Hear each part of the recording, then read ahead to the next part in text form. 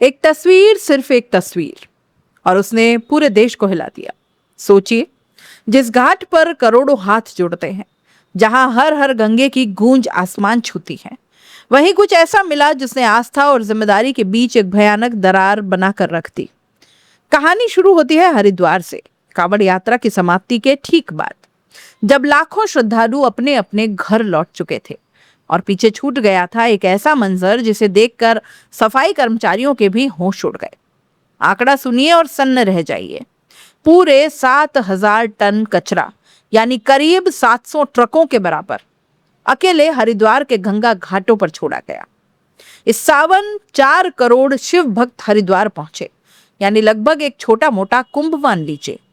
लोग लोटे डिब्बे भर भर कर जल ले गए, कांधे पर कावड़ सजाकर बम बम भोले के नारों के साथ निकल पड़े।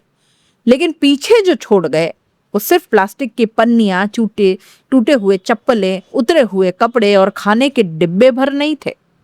असली झटका तब लगा जब घाट किनारे बने माताओं बहनों के चेंजिंग रूम खोले गए। वहां जो मिला उसने सबको स्तब्ध कर दिया। पेशाब से भरी बोतलें, ढेर सारी बोतलें। सफाई कर्मचारियों ने खुद बताया कि चेंजिंग रूम पूरी तरह से टॉयलेट बाथरूम बना दिए गए। सोचिए इस विरोधाभास को। गंगाजल लोटे में भरकर श्रद्धा से घर ले गए और लौटाया क्या? गंदगी, मूत्र और कचरे का पहाड़। यह सवाल अब सोशल मीडिया पर आग की तरह फैल गया। क्या यही है भक्ति? क्या भगवान शिव, जिन्होंने समुद्र मंथन का विष अपने कंठ में संभाल लिया, जिन्होंने गंगा की पूरी धारा को अपनी जटाओं में संभाल लिया, क्या वही शिव अपने भक्तों से ये उम्मीद करते हैं कि वे अपनी एक पन्नी, एक टिफिन, एक कपड़ा तक न संभाल पाए? तर्क देने वालों की भी कमी नहीं रही। कुछ लोगों ने सफाई दी कि इतनी बड़ी भीड़ में गंदगी होना लाजमी है। यह बात कुछ हद तक सही भी है। जहां करोड़ों लोग सांस लेंगे वहां निशान तो छूटेंगे, लेकिन पेशाब से भरी बोतलें, यह भीड़ की मजबूरी नहीं बल्कि सरासर लापरवाही और बेशर्मी की मिसाल है। घर में पूजा पाठ के बाद हम खुद सफाई करते हैं, मंदिर में चप्पल बाहर उतार कर जाते हैं। यह कोई सिखाता नहीं है, यह संस्कार होता है। तो फिर हरिद्वार पहुंचकर यही बुनियादी समझ कहां गुम हो जाती है? चौंकाने वाली बात यह भी है कि यह कोई इक्का दुक्का हादसा नहीं। पिछले साल भी मेले के बाद करीब इतना ही कचरा यहां जमा हुआ। यानी यह अब एक सालाना रिवाज बनता जा रहा है। सोचिए, जो प्लास्टिक यहां फेंकी जाती है वो न गलती है न मरती है। बारिश के पानी के साथ बहकर सीधे गंगा में जा मिलती है, मछलियों के पेट में पहुंचती है और आखिरकार समंदर तक का सफर तय करके कभी नहीं लौटती।